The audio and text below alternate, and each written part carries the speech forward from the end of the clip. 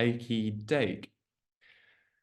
So yes, what we see is that the general trend is a movement away from the Christian church.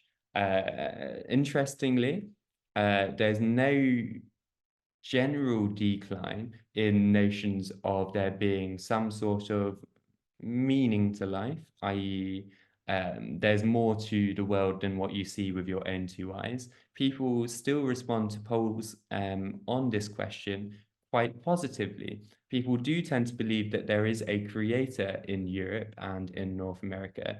People do often believe in an afterlife as well, far more often than they say that they subscribe to a given religion.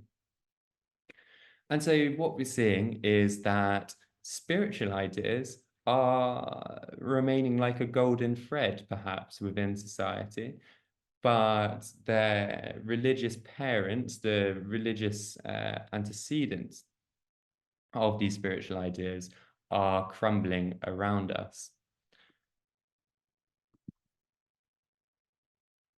Okay, so what does the French sociologist Daniel Hervier-Lugier have to say?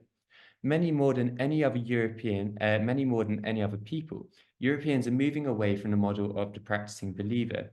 They most closely follow the pattern of two descriptive models: the pilgrim, who follows an individual path involving a series of phases, and the convert, who chooses the religious family to which he belongs.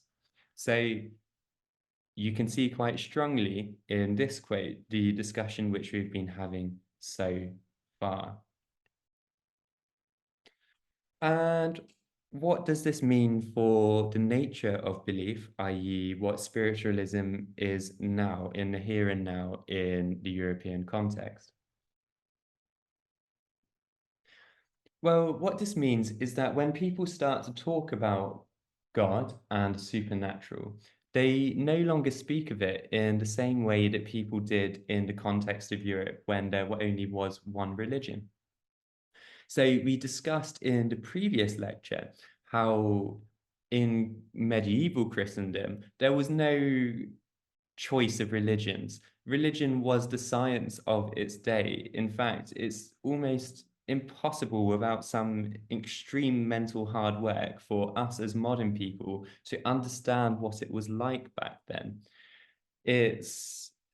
You have to start using analogies. So, for example, if you think back to COVID-19 and the pandemic, the epidemiologists and the scientists, the people coming up with the vaccines and the people telling us to stay at home for our own good, those people, if you start viewing them as some sort of clergy, they are the new priesthood. That's kind of accessing the way that people viewed it before. So just as the person who creates the vaccine saved our lives, so too in a medieval context, did the priest who was administering the Eucharist, which is the body and the blood of Christ, the bread and wine that you see in Christian church services, so too were they saving people's lives in a very, very tangible way, such as we would imagine vaccines to be saving the lives of our grandparents from COVID-19, for example.